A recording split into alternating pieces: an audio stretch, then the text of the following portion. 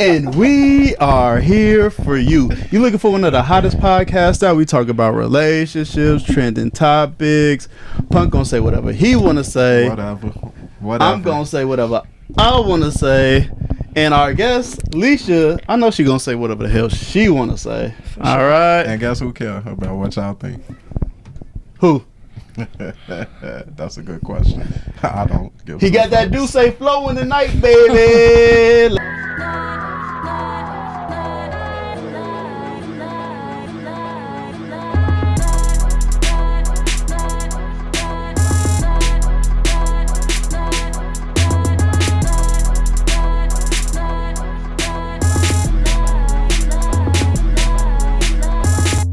Let's go. Let me stop playing for that. You talking about he drinking E&J?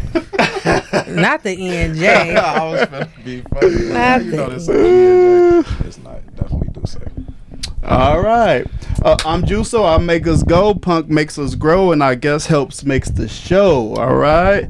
Let's get to it. Oh, so we was already talking about, man. Oh, where's my little screen at? I need a little help. You know, we in here having a good time on, what's today?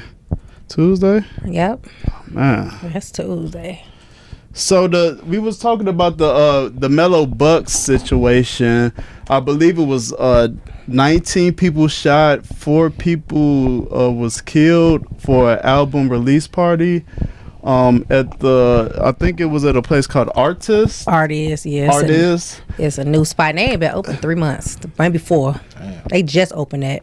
And it's a shame because it's black owned as well. Black owned. And it's like I'll save that for later. But with this situation, Alicia, I wanted to talk to you because I know you're an artist, and you know, I just wanted to get your perspective on it, just in general. How you felt about the situation as a whole? So the Mello Buckzz situation as a whole, I just think it's really unfortunate. I think that, you know, we as a Chicago community, we got to do a little bit better. And I do understand the viewpoints when people are saying, okay, well, she's a female and she involved herself in guy stuff. But when you walk up and not walk up, because you see the video, it's a drive-by. I don't know if you guys saw the video, but it's a drive-by. And when you open fire on a whole group of women, like, that's beyond whatever y'all got going on the streets. Like, you don't open fire on no whole group of women, regardless of if you saw one person out there, because majority of the people that got hit was people that was just there as supporters. It was girls. They shot a bunch of girls. So my heart go out to, Mello, and I just really genuinely feel bad for the business owner because they were getting a lot of backlash. And then, like, I don't know if you guys saw the police chief's briefing, where he was the alderman. He was the alderman, and he was saying how we don't want this business here, and it's bringing too rough of a crowd, and we're going to do everything in our power to keep them closed. So I feel like whatever it was that they wanted got successfully completed. I feel like those people in that area already didn't want that business there. It's really sad because it's 2 black women that own that business. They opened it to promote community, and it's getting shut down. There was no way they could have predicted that would happen. So I just think it's very unfortunate across the board. Punk, give it to me. What you think about just the situation in general, and yeah, just the situation in general. The situation definitely is anytime people getting shot, killed, that's a sad situation. My first question was she in the streets? Like, what she got going on? If the answer is yes, I mean, this was different than you saying they shooting at a group of women, but it ain't no different than if it was a male rapper and it was a bunch of people out there and they got shot up.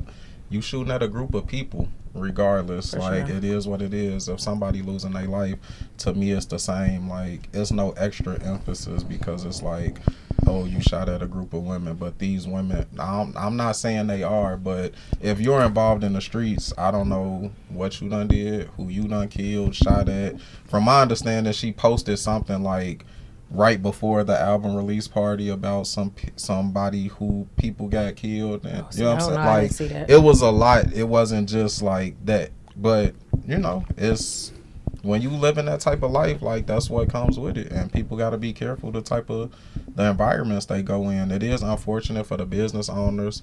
They may not have known she had whatever going on, but these streets ain't safe. People want to play in them and think that it's safe. It don't matter how big you are, how big you think you are. That's like, especially in Chicago, you're not safe. You know, so don't. It's a reason why some artists from Chicago don't have shows here. And they leave and they don't come back. Or Chief they don't release where they having a show at. You know, I got. But see, what it was is that it wasn't even released. The issue was people were posting live as the event was happening. Okay. And you could see in the background the name of the venue. So it wasn't hard to find out where they was having it at, because you could clearly on one of the blog pages see the exact location. So again, that's why people don't have their stuff here in Chicago. But you want your people. You blew up here and you can't celebrate here because you in the streets doing whatever it is you doing, you know. And at the end of the day, these people lost their life. One of them was a hairstylist. I think she was it was a hairstylist, lost her life. Some of her, like, was it her boyfriend? Her boyfriend. Two of her sisters or close friends that she calls sisters. Well, I definitely feel like if whatever was going on wasn't a wake-up call, that definitely was, because that's traumatizing to anybody to lose 4 people close to you in a short amount of time. And then, is it a wake-up call though?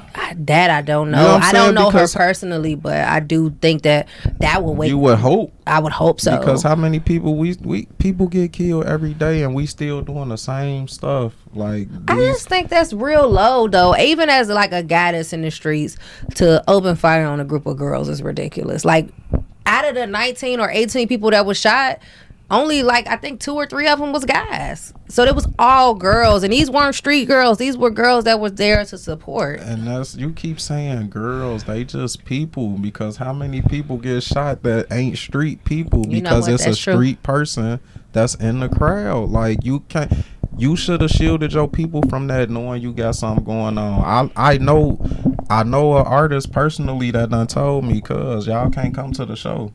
Right. You know what I'm saying? Because going on. if something happened, we don't want nothing to happen to y'all. You know, like, if that's the type of life you live in, you got to keep your people safe. And so what does this say? Because we seeing an uprising female drill artists. So what do we say in that scenario with all these girls wanting to do drill music now? To me, I think that's up to the women. Because why is it that women want to do those things and drill music and be in the streets and out here? This ain't the first time I done heard about females being deep in that life like that. There's killers out here that are women. Oh, I went into a hole last night. Y'all gotta put that Go on. ahead. Come on. I went into a deep dive on Bonnie Drip. I don't know if y'all ever heard of her, but when y'all get some free time, y'all need to look up Bonnie Drip. Bonnie Drip. Okay. She put me into a rabbit hole last night. She's a female rapper that's currently out, but she's got like 7 alleged murders with bodies. Ooh. And she keep beating it. Every time they pull her in the police station, they can't find nothing on her. And she's gorgeous, but like she got this very crazy like aura about her. And I went into a deep dive on her on they were calling her like the female John Wick, but they can't catch her. Whatever it is she doing, they can't catch her. And then when she sits like Colombiana, when she sits in the interviews, because she's doing podcasts and stuff, and she's just like got this demeanor like, hey, they can't touch me. Like, hey, you asking me to incriminate myself? I don't know what you're talking about.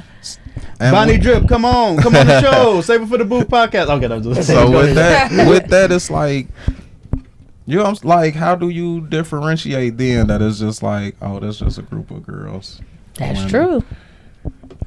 All right, let me I want to broaden this conversation outside of the specific Mello Buckzz shooting and everything. But I wanted to know your opinion on the connection between the music industry and getting on as an artist in the streets, because it seems that we're using one to fuel the other. We're using our street beef to fuel our career. And it's like the deeper you are into the Chicago streets, like the gang culture, the drilling, the bigger your career. Mm-hmm. The bigger your career. first of all, do you guys see that correlation? Do you believe that correlation is true? Because I want to take it back to, there was a documentary about the Chicago music scene. It was some years ago, probably 10 years ago. Don't quote me on that. But it was when they introduced the world to drill, basically. King Louis, it was, who else was on that? Katie Gat Bands. And they was basically introducing the world to drill. And it just seems like we can't make a distinction between the music and the streets when it comes to Chicago artists. I think that's because most of the time music is like, I'm not a musical artist, right? So I'm not saying this is like true, but I feel like most music comes from you, like who you are as a person, your experiences, what you've been through, how you feel, what you feel. The best music typically comes from that because there's so much emotion behind it. It's real, it's, authentic, and these people usually live in that life, and I mean, it's unfortunate that they have to live that life, that's what they have to rap about. They don't have to. It's just cool now. I mean, I don't. So a lot of them are choosing this. Are they choosing to rap about it, or are they choosing that life to rap about it? A lot of them are choosing this life. I believe they're choosing this life. I don't disagree with that at all. These kids are choosing that life. Yeah, for sure.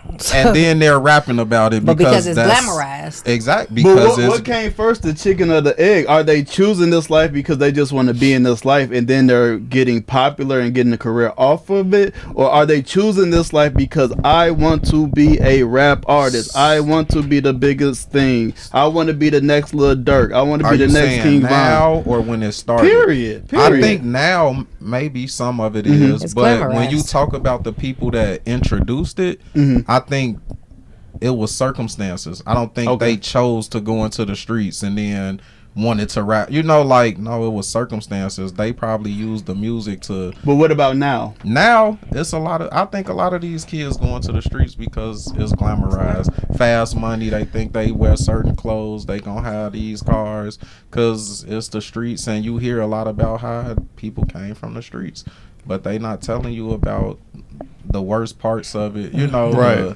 Or they telling you, they but are it telling still sounds good. It sounds good. It still sounds glamorized. We think in the music. money Is like we see the end result, and they're not telling you that everybody not gonna be a rapper. You think you gotta go through that to be able to rap and be a good rapper, or seen, or notarized, and it's just that ain't the case. So for me, from an artist standpoint, just being an artist myself, what I've noticed is that in the earlier times, like when I'll say in the 90s, like when hip hop was coming about, a lot of times there was real street beef, but a lot of the stuff was forced by the labels. So a lot of the rappers you saw who was rapping about a lot of stuff, a lot of them wasn't even in the stuff that they actually in.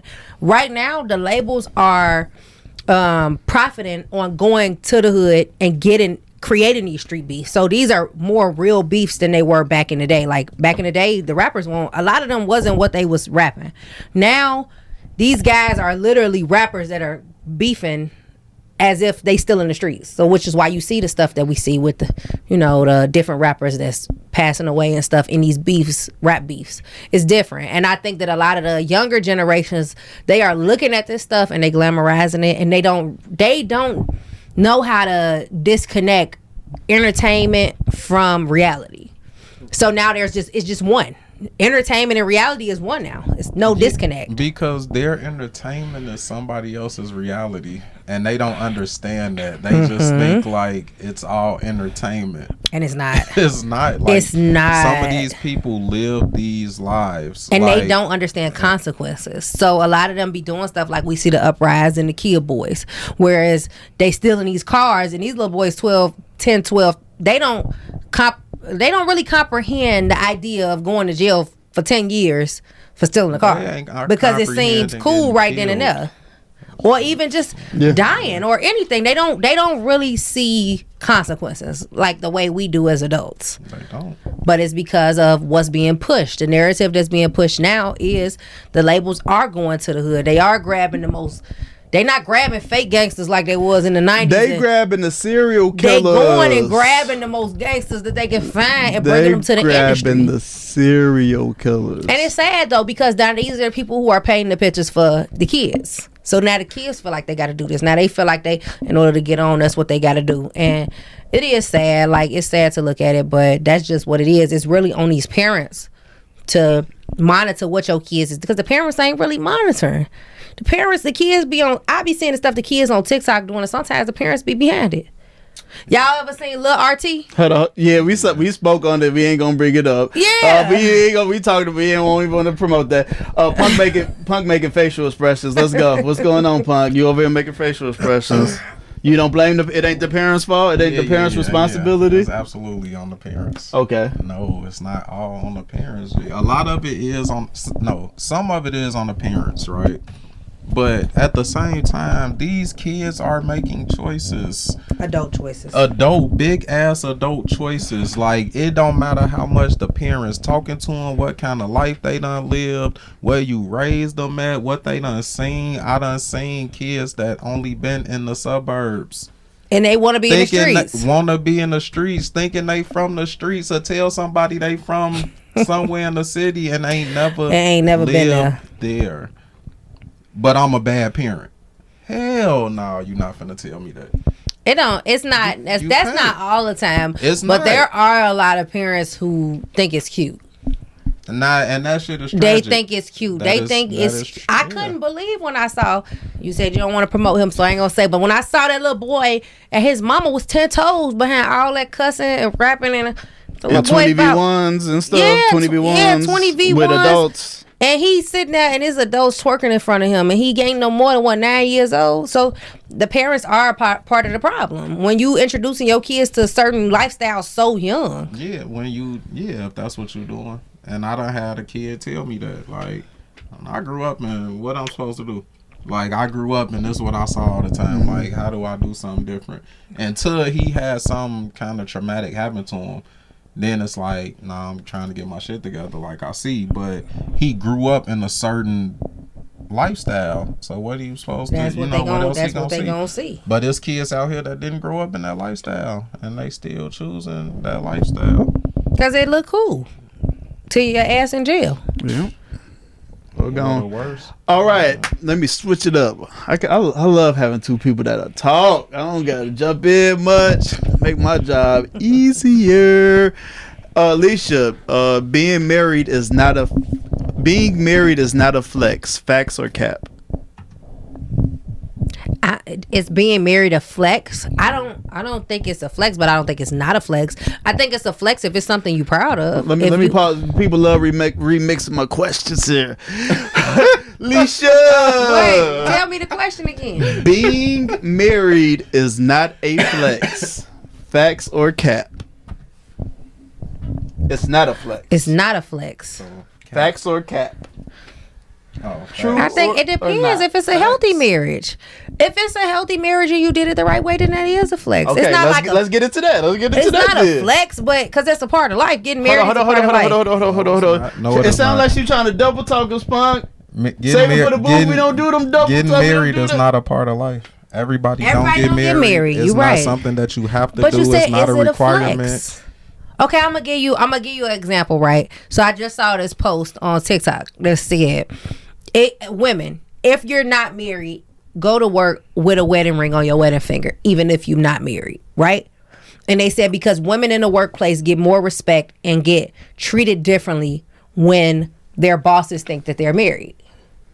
And a lot of people were chiming in on that. Hold on. Did that come from a woman? Yes, it was from a woman. But they were basically saying that women are treated different based off being married and not being married. Single women are treated different in the workplace. This is something that I saw on TikTok.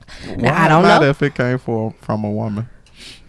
It did come from a woman. Why does that matter, though? I don't think men think like that. I don't think Okay, a give me a male man perspective. looks at another man and be like, "Oh, he's married. I got more respect for him. I got more admiration for that man over there with that wedding ring I think she's on." saying they get more respect from men. From men. I say I don't think men think like that. I don't. In the corporate world? You don't think men look at women and be like, "Oh, she has a ring on"? I do though, just a little bit. I don't. Nah. No, I don't. Well, this was something I saw on TikTok. So they were saying that women who wear wedding rings to work are traditionally treated better in the workplace. So I got a question. Having money, is that a flex factor or no? No, I don't know. What's a flex? Okay. Is being married a flex? For me, it's only a flex if it's healthy. Just being married and you go home every night and get punched in your eye, that ain't no flex. You going home and you a single wife? He laid on the couch. Single wife. A single wife. You single wives exist, y'all. If you going home and you got yes, please explain What? this. If you're please explain this. What? single mom wives exist. Single moms. If you're Wow. going home and you're married and you got that newborn baby, that baby hollering all day, that man won't get up and help you with that baby. Y'all married. He won't get up, help you do that laundry. He won't help you get up and do nothing around that house. And you stuck with that baby. Ooh, this was just went viral. Ashanti and Nelly just went viral for this a couple of days ago. We talked about this already. Because We did, Nelly said literally. he wasn't helping Ashanti with that baby. So yes, single moms exist in marriages. So She no, a single mom. she's a single mom married. I don't know. She's How? something. That man ain't helping her. So she living the life of a single mom with a man in the house. So Okay. for me is marriage a flex? Yes, if it's a healthy marriage. If you in a healthy marriage and you flexing on me telling me you married and when you go home that man black in your eye, that ain't no flex. If you go home and he ain't helping you with nothing around the house, he ain't help you pay no bills and you doing everything like you still by yourself, that's not a flex. See, that's like who dictates like whether that marriage is happy or not. Because with the Nelly and don't Ashanti shit, he told her that That's ridiculous. she What he knew tell her, Punk? that he wasn't doing all of that. No. Like, that's that until that baby can talk, and he wasn't doing nothing. So her marriage is hold not on. a flex. Why not? She agreed to that. She chose that. Who are you to tell her she shouldn't flex about her marriage? She who can are flex you, about it, who but are who's she you to say? flexing on? No, I'm just saying. You saying it's only a flex if it's done right and you're happy. Who's saying she not happy? She delusional. Not because you don't think she should be happy. That's I us don't trying to think- dictate how these people should feel. I don't think we he dictate- told her that in the door, and she chose to do it. There's and said a it was lot cool. of women who will deal with a lot of nonsense to say they got somebody. Nonsense to who? To people with common sense. Because That's- y'all just giggle when y'all just said y'all know he said he But wasn't doing she nothing for that married. baby. But we be thinking it's a certain way, but she's married. But Clearly, what does what she marriage doing? mean if you ain't Right. getting the support you need? Who says she's not? That's the thing. When you That agree man to- said she's not. when you agree to things, right? That ain't no different than saying marriage ain't a flex because I pay all the bills and my wife don't pay for shit. We agreed to that. So It's a not a person on the flex. outside saying that man ain't happy because he pay all the bills and he should be doing 50-50. So I should feel like my marriage ain't a flex. No, I Why think not? that only the person in the Common marriage sense knows. say 50-50. You see what I'm saying? Only the That's- person in the marriage knows if it's Exactly. healthy. So So who I are- can't tell you if it's healthy or not, but it's not a flex if I know it's. If you coming to me You every don't day, know. I don't know. But I'm saying if we do know, we know that ain't no flex. So just not even thinking about none of that because that's us projecting our feelings and emotions into something. Well, you asked me, is it a flex to me? So if you come try But to it's flex, but we ain't talking about whether you think it's healthy, whether you think it's not. Is the idea of marriage a flex or not? no, only Okay. if it's healthy. It can't be no only. It can't. It's a you double-edged dictating them sword. people. It's a What- double. That's a double-edged sword. If it's a Let me healthy get it. marriage, Just yes, like that's the it's flex. semantics now. If you come in there and that man is growing, he's growing you as a woman, you growing him as a man, y'all growing y'all family together, and I can't tell nobody if that's what's happening in their marriage. But if that's not what's so happening, why we assuming it's not? if that's these people because married, sometimes we can see it. We If- can see Offset and Cardi B. That's not a flex. If Cardi Oh, B come she trying tell to get me, us into top. She trying to get us to our next topic. If you can't, if I can see it's not a flex, it ain't a flex. If I can look at it and see it ain't a flex, I can look at it and see, and we know that man is cheating on you. So you say, oh, but I'm married, that's not a flex. That's not a flex. It's on. Like Sierra, I feel like somebody, now, granted, if behind closed doors, Russell doing something we don't know. But we don't know. That's my But we don't know. point. But for what that's not if it's not healthy, it's not a flex. This is what I'm trying to say. We don't know what 90% of the world got going on behind closed doors. Correct. So the idea of marriage, flex or not, because you steady saying everybody if we want know the idea. Yeah, the idea is a flex, but getting in it. So is it a flex when you get in it? Marriage a flex. I don't know. Or fact? I don't have a definite answer for y'all. I'm very middle of the fence. It's only a flex if it's healthy. We don't do that middle shit. If it's toxic, it ain't a flex. Do that middle it ain't a flex if it's toxic. It's only a flex if it's healthy. All right. So this leads me to my next segment. Do BBLs stink? No. Do BBL stink is crazy. That is crazy. They've been talking about that BBL smell on TikTok all week. Business. I say that BBL smell is rough. Damn. Okay, Punk, I'm trying to be messy over here. Okay. Go ahead. So I was on Instagram earlier and I saw my problem is I want left and the right, but I still want to be single. I want left and the right. Hey, let's look at the picture. That's for me. Can you describe the picture to the? I want the left and the right, but I still want to be single. They got Russell Wilson and Sierra on one side, Ari and Moneybag on the other side. Hold on, can you repeat that? What's the picture? Russell and Sierra. And Ari and Moneybag. Mm-hmm. Want both of those. All right. I want the left and the right, but I want to be single. And I want an explanation. Let's go. What's going on with this? Ask the person that posted it.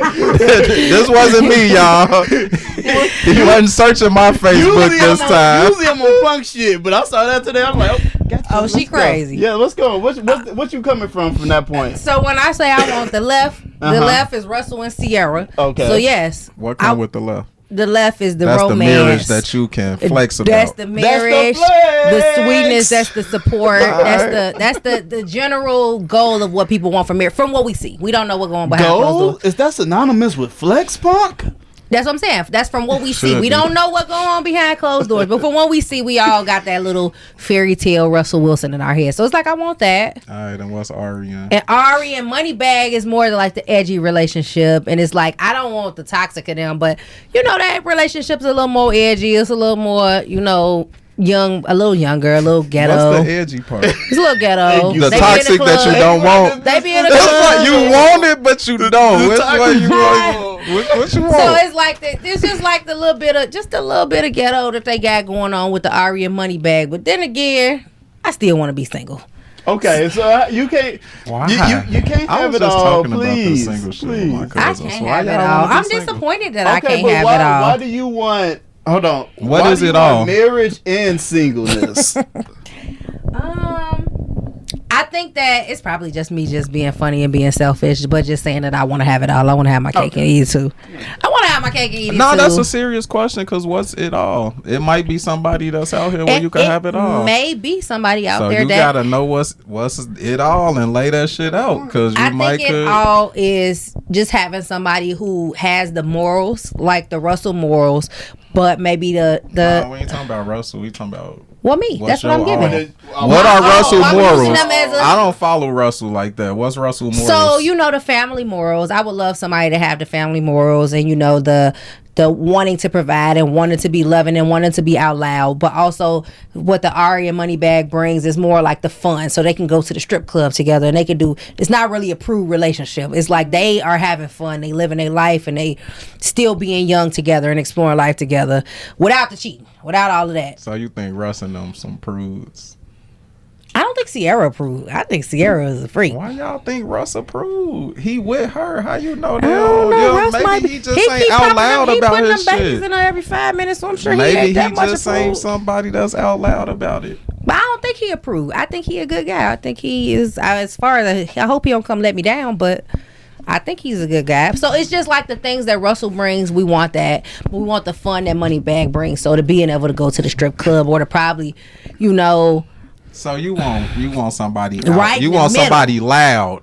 No, loud is Because too much. I feel like you think Russ, Moneybagg is loud? I'm saying what you want. Russ could be that.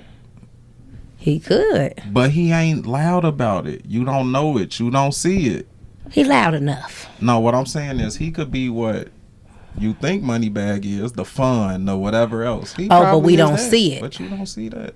So you want somebody loud where you gonna know. I want somebody in the middle. In the middle I between not- the you good know guy what, like though? Russ and the ghetto like Moneybagg. You know what? I think that depends on y'all relationship that too. and what you expose to the world. I don't think Sierra and Russ expose Everything all of that they their be having things to going the on. world. They probably have a They fucking probably ball lit. together. I'm They sure probably they do be lit. getting buck Doing wild. all type of But see, we shit. don't ever see them get buck wild like that. Because you ain't supposed to. And I ain't Ari gotta and show Moneybagg, nobody. we see You it, see it. but So- we don't see the bad stuff that probably be but going you on don't- behind you closed don't. doors. So that's you why I just see said the fun, but you don't know what you get. You might be getting that in Russ, but you just assume don't know. not because of the persona. well, my person is like right in the middle, like that That's why I said maturity, like detail Russ. what it is you no, want. just the maturity and the way him and Sierra handle their relationship, but the still the youngness of Ari and Moneybagg's relationship. so you want It's that. that in the middle, that well-roundedness. But then me, on the other hand, sometimes I like my space. So that's why I made that. It was a joke, but I like my space. I like my space. So sometimes I do want to be booed up, and then sometimes I want to be left alone. All right. Punk, do BBLs stink? I have no fucking clue. Not do the BBL The internet thing. says yes. They said the BBL smell is real and that stuff be rotting inside y'all ass. I have no clue. That been going viral in veneer breath. BBL smell and veneer breath. Damn. They said that a lot of people with veneers breath literally smells like a dump truck. Ooh, shit. And it's like a smell that brushing your teeth can't get off. Damn. All right. Are we going to talk about Cardi and Stefon? Nope. What's Diggs? that? Oh, you want to talk about? Cardi and Diggs. So they said He left her, right? Allegedly, know hold for on. sure. Allegedly, Oh, you don't know Stefon that's Diggs and Cardi She deleted broke all up. his- I don't know who left who. All those And- pictures off Instagram. Huh? Oh yeah, and Cardi B deleted all the pictures off of Instagram that they had together. So I don't know if they broke up. And then there's a post going around that allegedly he said that. He couldn't get past the BBL smell. I think that's fake. Yeah, I don't was looking believe for that. I don't think he I don't know said about that. I don't believe that, but yeah, I don't think he said yeah, that. no, we that's allegedly. That's allegedly. We didn't even This bring that world up. is We didn't- cruel, Jay. It's a cruel world. But I did any see. opinions. Hold Lisa? on. I seen a person ask that question on Facebook. What? What? Do BBLs really stink?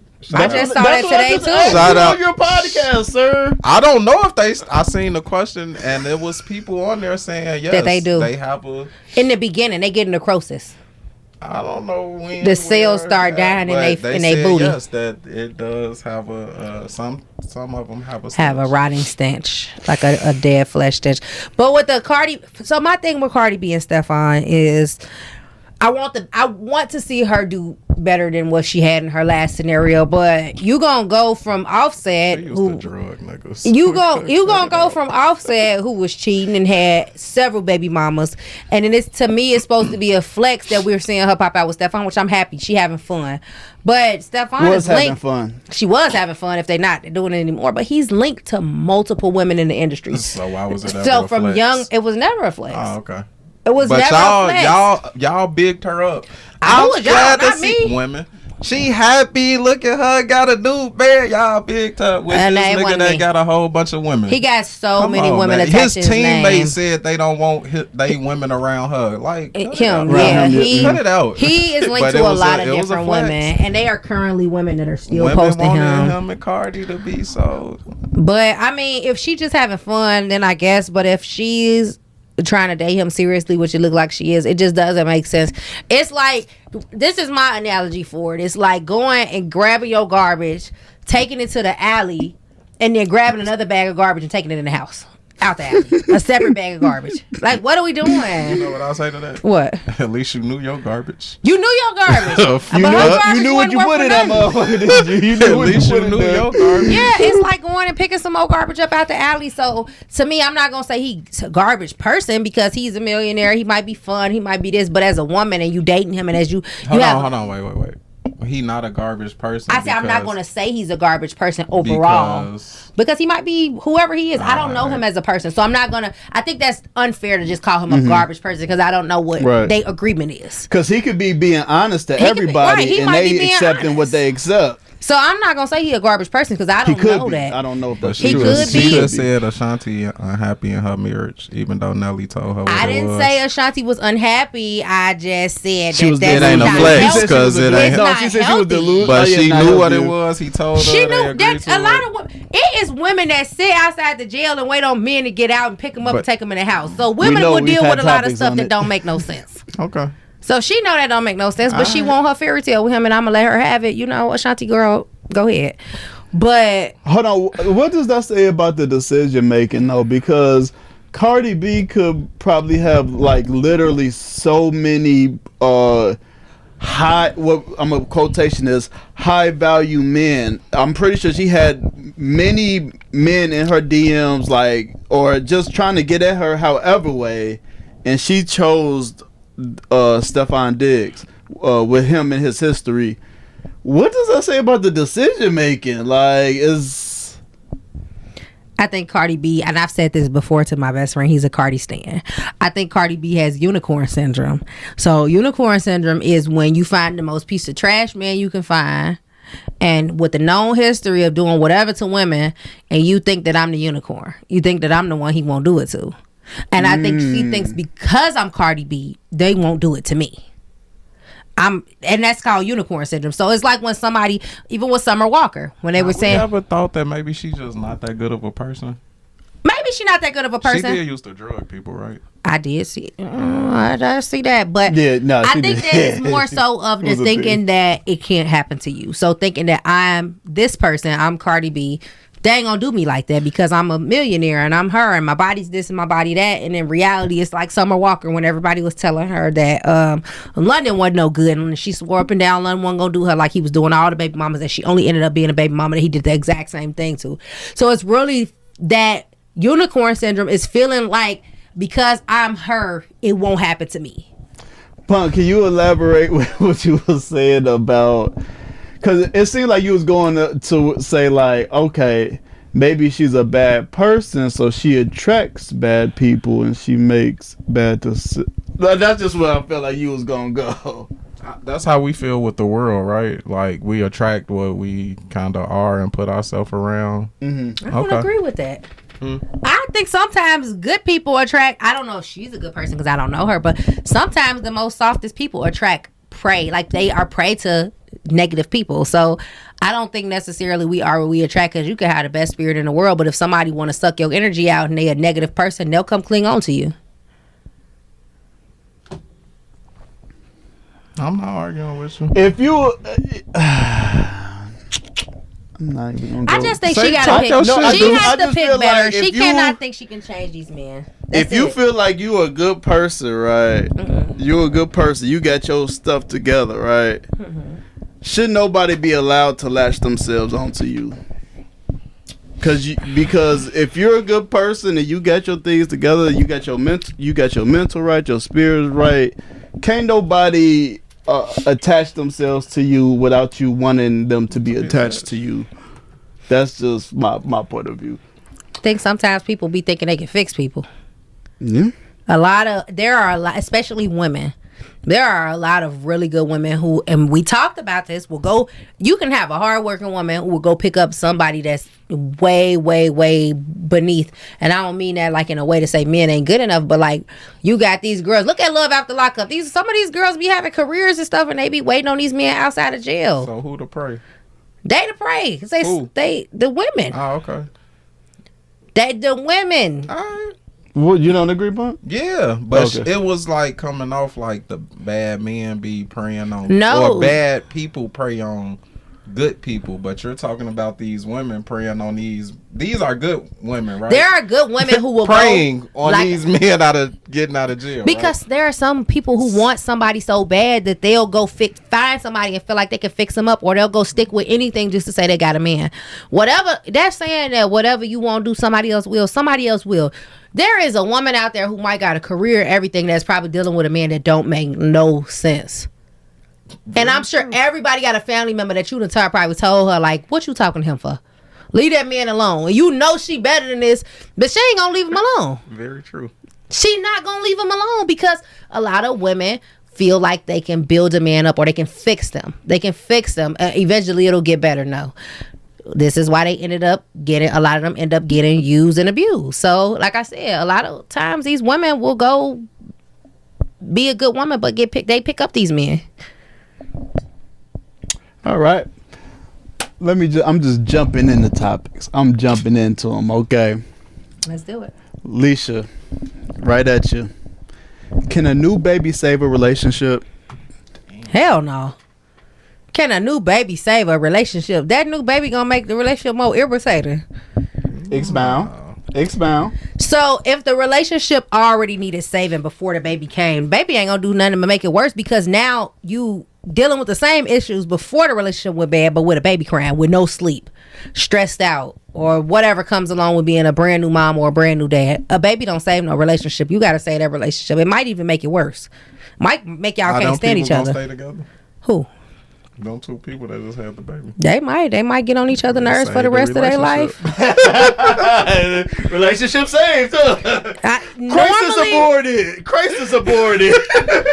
Normally, what I've noticed is if the relationship was already bad when the baby was on the way, the relationship was ain't gonna get better. It's not gonna get better. If the relationship was on the way and it was already toxic and blah blah blah, and you go put a baby in this situation, 9 out of 10 times that woman gonna be sitting in the house with that baby, that man gonna be outside. That man gonna be outside doing what he feel like doing. It's not gonna save the relationship. You cannot keep no man with no baby. Also, women, if that man say he don't want it, he don't want it. Just a word for y'all. Whatever you do after that is on you. There ain't nobody telling you don't keep it. But if you keep it, whatever come next is on you. You still in frame, punk. People can still see you, sir. I'm just telling y'all, because a lot of times these men, you think that baby gonna save that relationship. That baby not gonna save that relationship. Either that baby is gonna make that man, if he didn't want it, it's gonna make him resent you.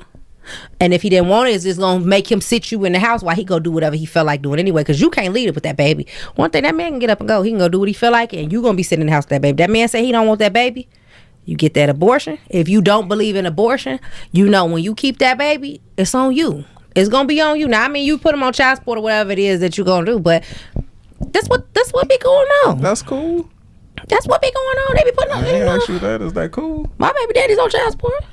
He told you he ain't want.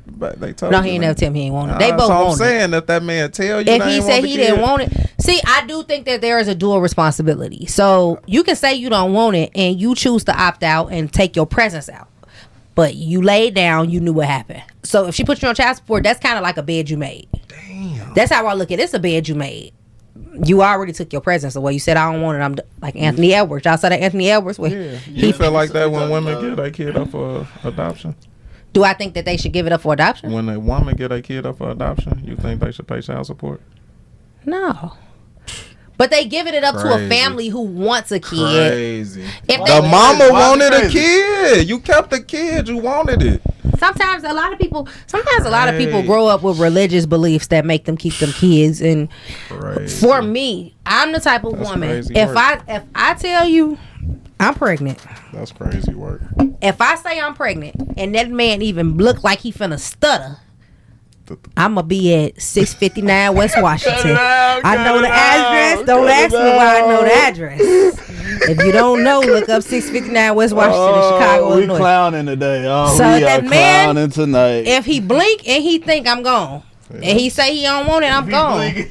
Yeah, he only got to. If he blink or he think you gone, I'm out. I'm out. Oh, you ain't about to strap me with no baby. But that's not everybody's decision. Everybody don't believe in abortion. And if you don't believe in abortion, and you keep that baby, that whatever comes forth is you. If that man say he don't want it, you got to walk into that knowing that this is your child and that you got to take on majority of the responsibility. Now, you can put him on child support, get that financial help. But don't be on Facebook bashing that man. He a deadbeat and he did, because you knew, because he said he didn't want it. What is different than a woman giving a child up for adoption? I think if a woman gives her child up for adoption, does the father want it? Why are we talking about the father? We talking about her. That's her decision. The father, whatever happened with the father, that's her decision. If she gives the baby up for adoption because she knew she couldn't care for it, I think that's selfless. So the daddy saying, I don't want this kid because I can't care for it, that ain't selfless. There's a difference between saying, I just made this baby and I just don't want it, versus doing the right thing and finding a healthy family for it. What's the difference? It's the daddy that say he don't want it. 2 of these people laid down and had this baby and both of them saying, I don't want it. Then they both give it up for adoption.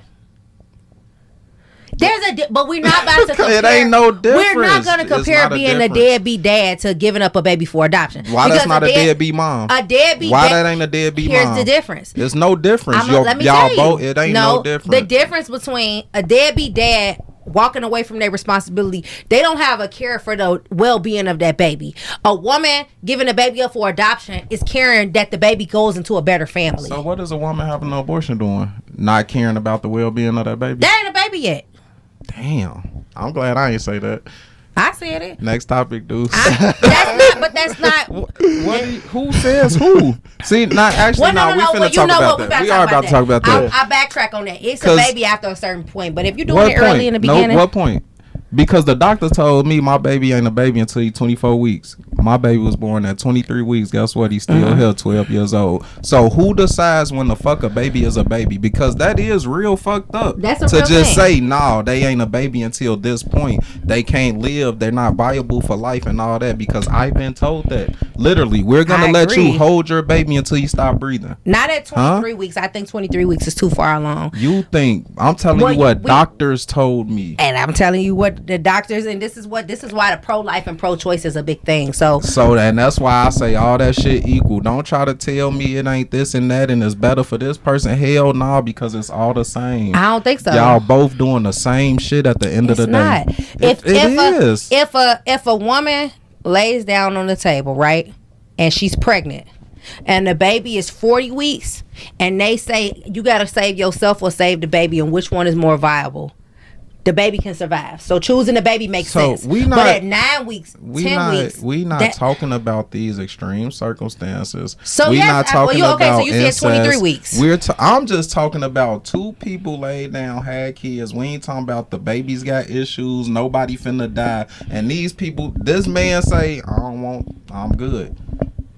He still pay child support. This woman say, I'm good. She get a pass. She don't get a pass though. You just said she do. She shouldn't have to pay child support when she get that kid up for adoption because she's doing the right thing. But because 2 parents legally decided to take over and be the parents. That's different. A man just leaving the woman with just her and the baby, no care for what happens to the baby, versus a woman saying, hey, I can't take care of this baby, so here I'm gonna give it to another family who is saying I want to take over their responsibility. That's a difference than a man just leaving the baby and saying I don't give a damn what happened to it. He leaving it with his mother. Why would I think his mother wasn't gonna do the best he could do? Yeah, but some mothers don't be doing the damn thing. They raised them little piece of shit that don't want to take care of the babies. But you're giving it to a family that has no attachment to this kid and saying you're expecting them to do that and making it look better. I do think that because most of the time, a lot of times, them families that be adopting them babies be people who can't have kids, so they are going to attach themselves. A lot of them times, people that be adopting them babies be torturing them kids. That be them foster moms. It's an adoption. So there's a difference between leaving your baby in the system and giving your baby up for adoption. That's 2 different things. So how we know which people doing what to what kids? Well, we don't know. I'm not even exactly. Anybody can have a baby and do something to them. Kids be not with their parents, mom and dad, and shit be happening to them. I just with feel these like other families. To me, if either parent give their kid up, y'all both the same. Deadbeats. I don't think that that's true. I think that if you can't, if you know, because y'all get a pass and we don't. I don't think that it's a pass though. There's a difference between having a baby and just saying I don't fuck with it fuck you and fuck that baby versus saying, hey, my life is hard right now. I can't take care of this baby. So I'm going to give it to somebody who can. If a man say, I'm not ready for a baby, what make you think his life ain't hard and fucked up and he ain't ready for it? That's what I agree. It's like he don't get to have those reasonings that but you he get don't to get have to carry it either. He don't get to go through that whole process. None of that is on him. Okay. And women have the control from conception. Men have the control before conception. So you choosing to make that decision after you did it, when men are the one. How long do you get to choose that decision? Wait, hear me out though. Wait. Hear me out. Women make that decision after they're pregnant. Men have the option to make the decision at intercourse. Both so have you that option. No, men solely have that option. I cannot make a man put his sperm in me. You can stop it from you can stop yourself from getting pregnant. I can try. I can go take a plan B or I can use protection. But for the most part, the man is the carrier of the sperm. But when you say that, that's like me going deep into some shit like who has the right to say no. If you say no at any point, the man got to stop. It's of like course. Then that's going into, so that's like y'all got the ultimate say, because if you say no, I can't go anyway. So no, but that's not the same. So it ain't gonna never be the same for y'all. That's my point. It's never gonna be the same. We have to, as black people and as our men, have to take accountability for our seeds. You don't have to go put your seed in nobody. You can lay down and have as much free will sex as you want to without impregnating nobody. Yes, you have the decision right then and there that I see this girl as a fling, I'm gonna put on a condom. I see her as a fling, I'm not gonna nut at her. Niggas be off them perks, they be off them drugs there, and they just be letting it fly. Nah, and then now be off perks.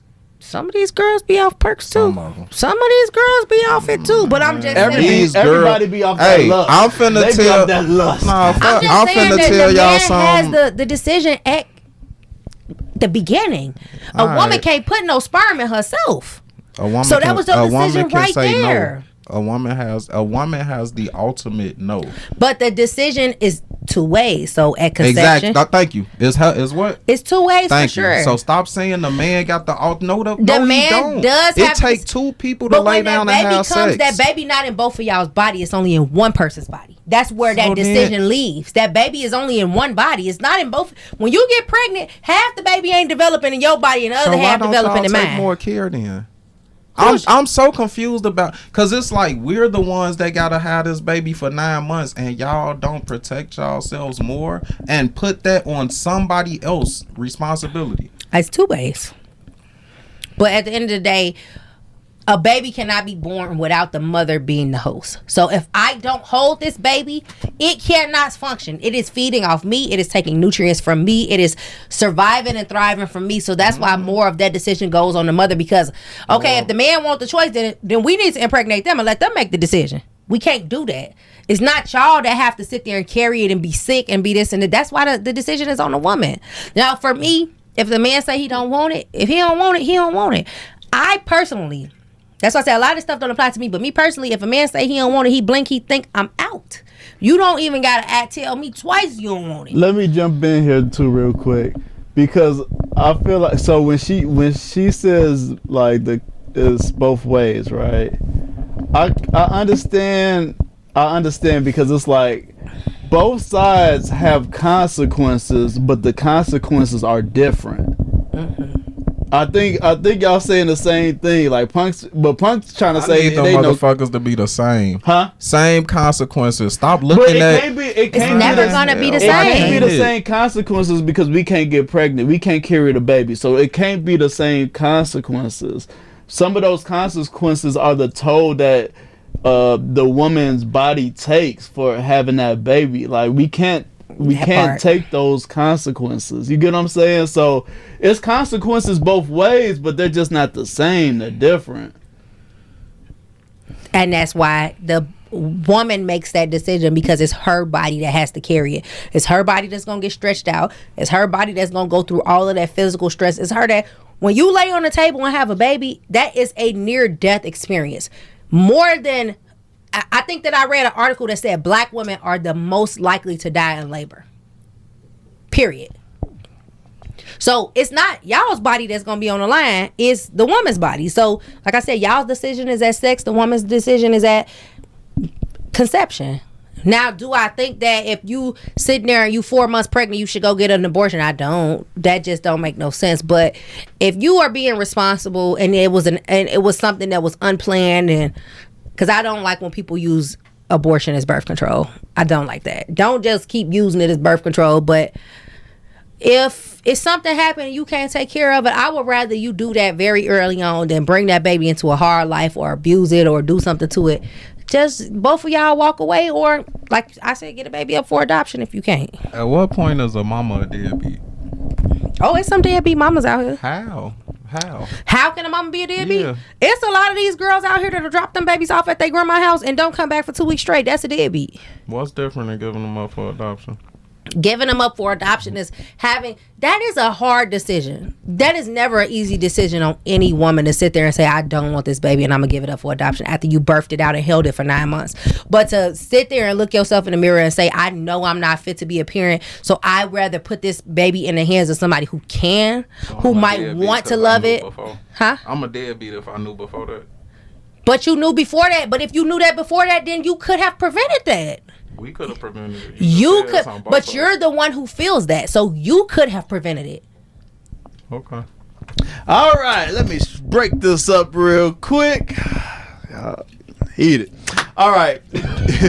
You know I just be for equality. Yeah, I know. You missed you until it's time to change some girls' diapers. Then Mr. Equality go out the window. Equality with that. It just ain't something I feel like I need to be doing. Next topic. Leisha, I'm picking on you today. What we got? Do men need to soften their tone when delivering logic? That depends. I mean, just talk to me in a regular soft tone, period. Not even when you delivering logic. Okay, expound. And I don't even think that's a men thing. That's an anybody thing. That's a men, women. It's not what you say, it's how you say it. Talk nice to me, baby. Yeah, it don't even matter if it's a man or a woman. If you what about Moneybag Yo? I'm not really attracted to him in real life, but that type of relationship. I'm just talking about because you said you wanted that type of relationship.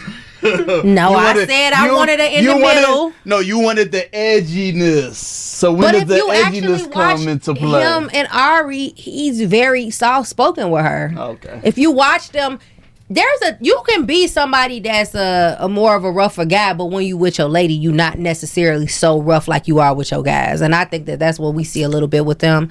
You know what? I actually think whatever, what? niggas can hate me, I don't care. What? I think men should be like that. Like I think most men want to be like that because I don't want to I don't want to be edgy, hard, tough, whatever else with my homies all day at work dealing with the world, and then I gotta come home and be the same.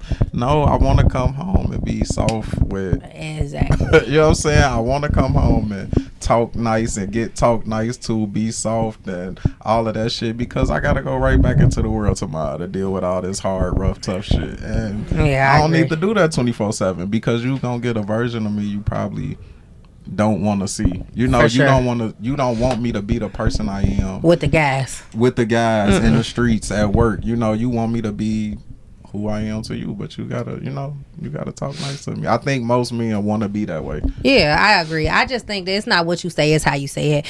A man knows how to deliver something to, especially if it's a dominant man, he knows how to deliver something to a woman in a way that she gonna receive it. Now, if you just a toxic man, a narcissist man, of course you're gonna scream and holler to the top of your lungs, but a healthy developed man is going to know how to get his point across, and he's gonna know how to make that woman stand down, whether it be making her soft or now, it is some wild women out here, but for the most part, a man who know how to speak, he's going to know how to control the narrative of the conversation with his woman and to get the reaction he wants.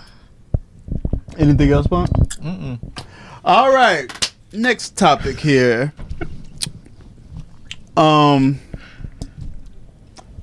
did your first child behave after having your second child? Any changes?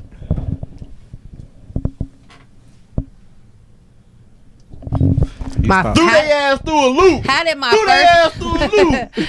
How did my first child behave after my second child? I think she mostly took a big sister role for sure. Okay. She's very mature for her age anyway.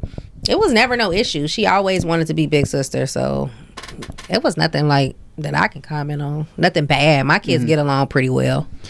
But did that, so big sister role, did that make her mature faster? Did you see qualities in her that bloom that wasn't there before, or can you expound more, or you just didn't really see much? I think I had my kids so close together that she was only 3 when I had him, so she developed as a normal baby. She didn't see anything different. I would think that because at 3, they say terrible 2s, terrible 3s, boy, 3-year-olds be cutting up. I would think that maybe some people, you didn't experience this, but some people might see some jealousy. They might see some, a new baby getting all the attention. Punk, you got all boys. I don't know. Did you see any change from your first child and then having a new child? Stop talking to Kobe and Kosuke. You said what? Stop talking to Kobe and Kosuke. But besides that, I don't know. You said stop talking what? He had friends, Kobe and Kosuke. He stopped talking. Oh, they was like imaginary friends? Yeah, they was like his little people. But stop really seeing that. But nah, he didn't really act much different. He was like, wanted to hold him, he played like, I guess, kind of like the big brother role. Yeah, I don't think I didn't see much change. I feel like my daughter just looked at it like that was her little life-size baby doll. Like it didn't make her jealous or nothing. She just really wanted to take on a big sister role till he got bigger. Now he irritating. But for me, when you say big sister role, that has to mean something. That's you say a big sister role, but what did that encompass? Dressing him up and just there you go. Let's go. Thinking that's her baby. No, mommy, this is my baby. This is my baby. But other than that, I don't think it made her more adultish. I just think it made her more aware. So it did make her a little bit more responsible, because I would always tell her, if you're doing this, your brother's watching. So it did make her just a little bit more responsible. Shit. They don't care. Nah, the boys don't care about that. My daughter always cared, because my baby has always wanted to do everything that she does. If she orders a burger away, he wants the burger the same type of way she wants it. It's good you had your daughter first, because them boys, they don't care. They do all the bad shit together. They all do it together. Three pieces of the bad shit, bro. No, see, my daughter tell him not to do this, not to do it. My daughter is like the leader between the two. My son is 8, my daughter's 11, and she's like, Liam, you better go in there and clean your room up, or mama says this, and this, or you better go do that, or why you making this mess? Like, I be feeling like it's me in the other room.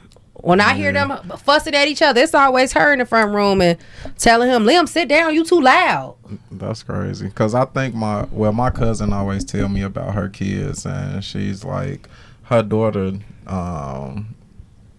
she's like the mama of the kids of her brother, and she's like ready to tell, and he's like, you act like you my mama. Like, he be so irritated at it. Yeah, but I think maybe that's a sister brother thing, and like boys don't really do that, but that may be a personality thing too, because my sister did bad shit, and you was following behind her doing the bad stuff too? Yeah, I done got ass whoopings because of her leading me the wrong direction. Only one. I ain't gonna do sis like that. You were too slow. You got caught, man. No, we got caught. Shit. Hell no. We both got our ass whooped. Mama was sneakier than us. That's what it was. Y'all was running down the alley. Like, can I piggyback to something I saw that it's a little off topic, but it's kind of in the same realm. Sure. So there was a thing that was going viral, and I don't know if you can find a clip or not, but there was this girl, and she was talking about how she was getting her nails done for prom, and her mom, it was on TikTok, I don't know if you can find it, but it was a girl, she was getting her nails done for prom, and her mom called her and told her, basically, you need to come home and watch these kids. And there was a big debate about I want y'all to see the video. Look up maybe like teen missing prom nails. It was like a little Middle Eastern girls. So her mama wanted her to come get the her kids mom instead of getting her nails type done. in let me see if I can find it. It was like a teenager doesn't want to leave the nail shop to watch her siblings. Okay. And then people were debating on who was right, because some people were saying the little girl was disrespectful, And I but have to y'all see gotta what watch she the said. video. Yeah, I have to see what she said. And some people were saying it's unfair of the mom to require her to play the mom role all of the time. Absolutely. Leave nail shop for prom. It was, and that was the topic, and it was a big debate all over like Instagram and stuff. And my mom calls the fucking store because I have to be home by 5 to watch her fucking kids because she has a work event. Promise tomorrow. Promise tomorrow. I'm 17 and I have to come home to take care of our kids. I've taken care of them Wednesday, Thursday, Friday. Today's Friday, and I'm taking care of them, waking up at 9 in the morning on prom day to take care of them. I'm 17. Me being born was not a social contract to me taking care of your kids anytime. I was in the middle of getting my nails done. Half of it is done. The gems are not on because we didn't have time to put them on, and it's just the drawings, and half of it has, half of it doesn't. I paid $118 for unfinished nails because my mom, like, That's it? like I'm 17. If I Okay. So basically, the debate is: are the older siblings responsible for the younger, and is it unfair? And who's right or wrong here? Go ahead, Punk. Oh, are you asking me? What? Yeah. He loves to. He's a counter puncher. He loves to counter. Yeah. So, I mean, no, I don't feel like she should have to watch her siblings. That's not her responsibility. We see that a lot, though. People have kids and they put that responsibility off on the older sibling. I ain't torn. I'm torn because I was at the crib with my sister a lot. Mm-hmm. My mama was at work. She worked, but I don't feel like it was really nothing extra Right. on my sister. Like, she 3 years. You was the one being watched. You was sir. being watched. Of course, No, you didn't feel like you don't feel like- Let me finish. Okay, go ahead. She like, how old is my sister? She older than me. She like 3 years older than me, right? Okay. So I didn't feel like I was being watched because I did shit for myself. You know what I'm saying? Like, but again, I don't know the Maybe age these are gap. toddlers. Right. I hear babies crying and shit. You Right. know, I don't know the age Right, gap yeah, in there, that's so a- it's yeah. a little different. But She said kids, right? Yeah. Plural. But not at the just same one. time, like, I don't know. I'm so about family. Like, I just be like, I don't think it's right for her to have to come home and not finish her appointment. But if I gotta go to work and you in the crib with your siblings, like, But it's prom.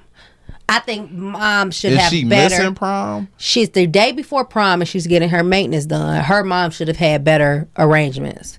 This is such a once in a But what if lifetime her mom event. don't have nobody? You know what I'm saying? Like, But then that's it's her like we mom's gotta- responsibility, though. That's not. And if I don't go to work and your ass can't do none of this, then what? I don't think that's fair. It's not. But in their situation, it might be reality. And then she's saying she's watching them Monday through Thursday. It's fucked up. I'm saying it ain't right. But in my life, not like that was reality. But my mama was a single mama for the most part. She worked a lot. Am I finna tell her, no, you need to be home and not go to work and we finna be without? Hell no. You know what I'm saying? Like, but if you don't have nobody, what is she supposed to do? I think my take is a little different because I come directly from this. I grew up raising my siblings and it made me miserable to an extent. I I can believe it's that. not- I think that it's totally unfair to keep having children and put them off on your older children because your older children are still children. They should be able to have a teenage life. They should be able to have fun. They shouldn't be having the burden of being a parent at 15, 16, and 17 when they didn't sign up to be one. If you going to keep laying down, having kids back to back to back, and then leaving those kids on those 15, 16, 17-year-olds and telling them, oh, you can't hang out with your friends or you can't go get your nails done for prom because I have to work. I think that that's poor management of your vagina. But I think What do you keep having kids for? That's a deeper problem than, because that's like, I don't know. Sometimes I feel like then we're projecting those people's situations. Like, I think that's unfair. No, it is. We don't know what happened in their situation because you're saying that people just keep having kids and keep having kids, and her husband could have just died. Now, you know what I'm saying? if your Like, husband died, and we making the best of it. But if you, And a that's what lot I'm of saying, we're times, people are projecting having what- these kids and leaving these older siblings with them. And I don't think that's fair. Those are fucked up situations. I think that's unfair. It Your is. older siblings are not. Your oldest child is not a designated babysitter for your younger ones. Now, as a single mom, we do all have to pitch in. It takes a village. So yes, the older siblings do have to maybe look after the younger ones. But that shouldn't be their life. No, not their life. No, if it's prom, and me as a mom, if I gotta miss a day from work, I gotta miss a day from work. But I'm not gonna ruin my child's prom experience that only comes once. Because when that child go off to college, what are you gonna do? You gotta figure it out. That child didn't ask to be here, so why is she stuck raising your kids? She should be assisting you. She shouldn't even have to assist you because you laid your ass down there and had them. She should be able to be a child, a teenager. You don't think it should be no responsibility in assisting with Do I think it should be siblings? responsibility? I don't think it should be responsibility. I do think that, as a family, we know we do have to help each other sometimes. But I don't think that should be the oldest's responsibility. How old is your oldest? 11. Okay. She's 11 and my son's 8. And do she cook at all? No, not really. I usually leave them stuff. Like, for the most part, I cook. If I go somewhere, I'll leave them food already made. My oldest daughter, I very rarely leave her to watch him. And when I do, it's very short periods of time because they are young. But I don't want my daughter to feel like her entire childhood she had to play mom to a kid she didn't have. No, absolutely. I think that's the thing a lot. I'm just curious how you would feel if, like, your daughter's like 14, 15 and you like, put a pizza on, and she's like, no, I don't want to. But there's a difference in put a pizza on versus it ain't a responsibility though. You get what I'm saying? Like, that's why I'm saying you be kind of torn because she might feel like you got me cooking pizza because he want pizza. You know what I'm saying? And then it's of course they feel like that sometimes. So you don't know how the kid is gonna feel. But you're still gonna do that a little bit. No, it's not their responsibility. It's not. You know what I'm saying? It's not at all. I take on my own son. Hold on. What now, age is feeding their him something is not a big responsibility. That's At what age? Please let me know. I'm a parent. What age is what? Their responsibility to feed them themselves. Like, yeah, put a pizza on. Like, you but know, I'm saying, like, on. If that's what we got. So yeah, I think the gist of it is your child missing their childhood. So we're not just talking about regular. We're not talking about just regular everyday put a pizza on. We're talking about, okay, it's your child's best friend birthday and they've been wanting to go all year and you say they can't go because they need to watch their sibling. Or it's prom or it's homecoming. Mm-hmm. I think that's unfair to tell the kid, we just got to do what we got to do. You got to stay here. You got to miss it. They didn't have that baby. I don't think that's fair. She wasn't missing prom, but we know that for a girl, a prom, you only really get two big events in your life. It's your prom and your wedding for women. Those are two like big events that women look forward to. Maybe prom, wedding, and probably college graduation. Prom that big? Prom is big for girls. Girls look forward to prom and then they look forward to... What about after the fact though? After the fact of what? Was prom still important to you now that you look back on it? I didn't go to prom because so how you talking about how big it is? Well, no, I didn't go to prom because I was fighting and I was banned from. I couldn't go to prom. Yeah, so you weren't doing what you were supposed to do to be able to go to prom. That was a little different for me, but I did want to go to prom, and it still sucks when I see people can post their prom pictures looking back, and I don't have any. Prom is a big deal for girls. Like, y'all are dads. I think you don't have a girl. Feel that way because you missed it. Yeah, you don't have any daughters, but tell me that if you had a daughter, I went to 2. Right, but you have all boys, and when you have that girl, if you have that girl, you know it'll be a different experience when she wants to go to prom, right? Because you would love to escort her to prom and watch her do all these things. This is a big deal for girls. This is their first time. Right there watching them.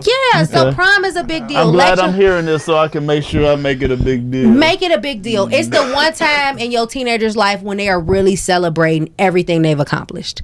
Because high school is hard, bullies are hard, people like to underestimate what kids go through on their journey, and that's their moment to shine. That's like the one moment where the girls shine before they get, like, there's not another big event like that until they get married.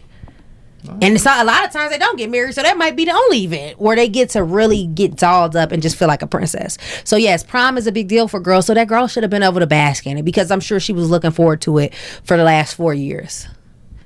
And she's not her mom's babysitter. Did she have to get on there and talk about my mom's fucking motherfucking kids? No.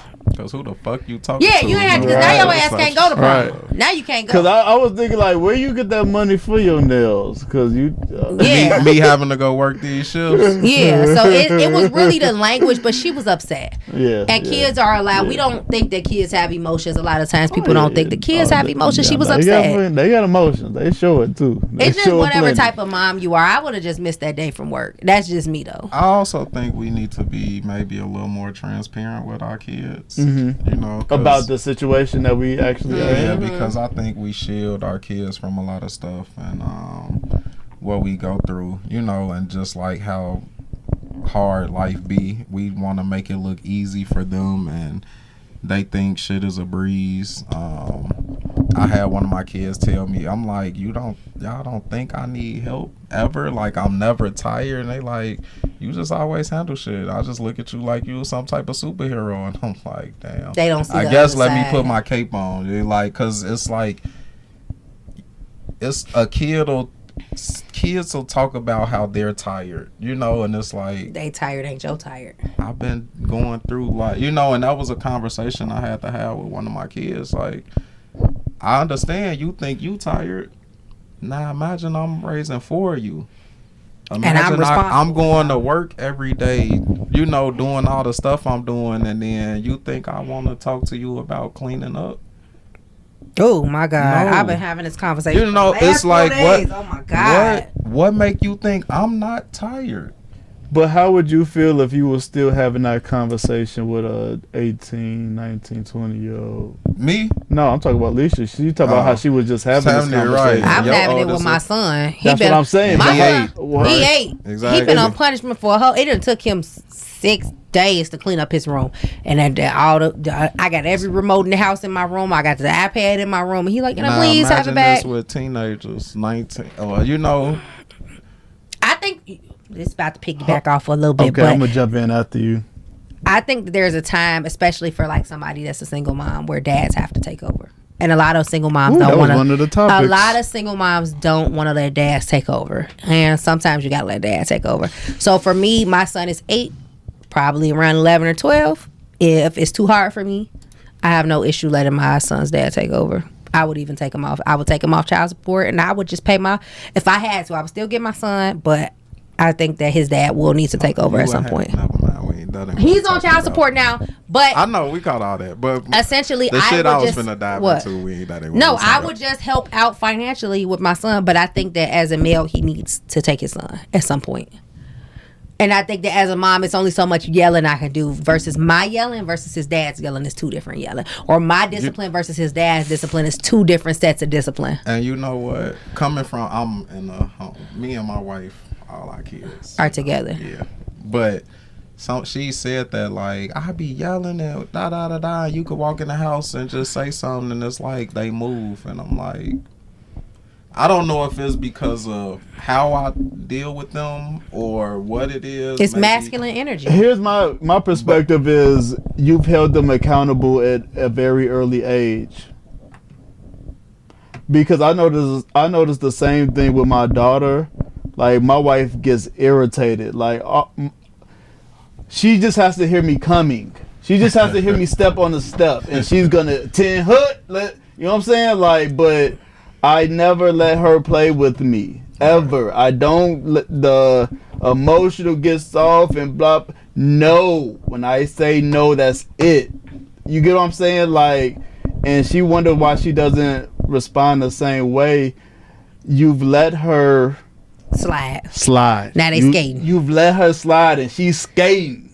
She's skating. Definitely. Baby. I think I'm more of a softer energy with my son, and that's why I say a lot of times I'll revert back to his dad. It's like I do discipline him, but I don't really like to hit my kid. And I know that some people say spirit of rod spoiled a child, but for me, I don't agree. My son is not bad. I don't really have to whoop him that much. The biggest thing I deal with him is a dirty room, and I take his stuff away. But his dad, at some point, like I said, he's going to have to step in because there are certain things, and a lot of women, single women, when they say, y'all be seeing them single women that be telling themselves Happy Father's Day. There are a lot of single women that believe that they can raise men to be, yes, you can raise him to be a man because he's going to grow up to be a man regardless. But are you raising him to be a quality man? And I think there are a lot of traits that men need to get from other men. There are traits that I know I can't give my son. I cannot teach my son how to be masculine. That's something he has to get from his dad. So at some point, you know, as a mom, I'm okay with my son's dad taking over. Even though we're not together, we co-parent very fine. He has a new relationship. I would be totally okay with my son spending more time at that home than at mine. Because I don't want to raise another feminine black man. There are a lot of y'all as black men know that y'all don't ever be looking at some of these other men and be like, what are you talking about? Gotta be sometimes. You're looking at like, who raised him? There are some men out here that you gotta look at them like, who raised them? Because I ain't that type of guy. So I just don't want to raise. I want to raise a dominant black man. I want to raise a black man that's going to make a good husband to somebody. And I know that at some point it's going to take his dad stepping in to help me with that and assist with that. And I finally found the topic after you guys talked about it all the time. Boys get to an age where they don't care about the parent who stayed. They don't care about the parent who stayed. And I don't know if this just applies to boys. I don't know why. It was a clip that I saw on TikTok, but that's what it was. Boys get to an age where they don't care about the parent who stayed. I don't know. Is that like is that like towards women? Because like it kind of was, it is towards women. Usually, like this is what we was talking about: a woman raising a boy to be a man. You know what I'm saying? At some point, he don't care about none of that. No, he don't care that she was the one that. This is facts because my brother is like that. Hell no, that ain't. My brother is so strange towards my mom, and he has none of that resentment towards his dad. He treat my mom really weird. So let me jump in real quick before you get your perspective. It's one of those things to where you had to go through like hard times with somebody. You had to go through trauma with somebody, and yes, you went through trauma from somebody you went through trauma from your father being absent, but you went through more traumas just growing up poor, black, from the hood. Just the world is against you, and you had to go through it with your mama. You know what I'm saying? Like that's the perspective that I kind of took from it. It's like, yeah, your absence was very traumatic. It hurt me in a lot of ways, but now that I'm past that, or maybe we have a good relationship now, don't feel it. The resentment isn't there. I've got past this, so the resentment isn't there. But it's some things that I've been through with my mama that maybe we ain't resolved because we've always been together. We've always been around each other. Maybe it's some things that things that we've been through that we haven't really talked about. So, or just the traumas of growing up and just being black, But go ahead, Punk. You was gonna go. I actually think that depend on the like how you grew up. You know what I'm saying? Yeah. Like I was raised basically a single mom. You know what I'm saying? My pops wasn't in my life growing up, period. Like not like period, whatever. I mean, I knew who he was. I seen him a few times, but he wasn't I've never like resented my mother in no type of way. Felt like because she did a great job. You know what I'm saying? Like, did you have any male influences growing up outside of your father? She like had uncles she or had a husband for some time that was in the house. My male influences honestly came before some shit we talked about and not having community. We had people in the neighborhood. For sure. Older guys. We had one of our janitors on the property, Jimmy, rest in peace, talk to us real. That goes back to say that the boys do need you do need it. Yeah, no, absolutely. You need that male influence, even if it's not a father. They need that male. But plus, you coming from a point, from a perspective where there wasn't any trauma, and that's what I'm saying. I want to make. That is important too, because to say that if you raised by a woman, you know that it don't matter to you that the other parent left. It depends on how you were brought up. Because to me, that shit matters way more that you left, because yeah, my mama made this look easy. Right. Took damn good care of me, did whatever she needed to do. She missed some shit that I hate she missed. Sport events, all type of stuff, because she had to work, whatever.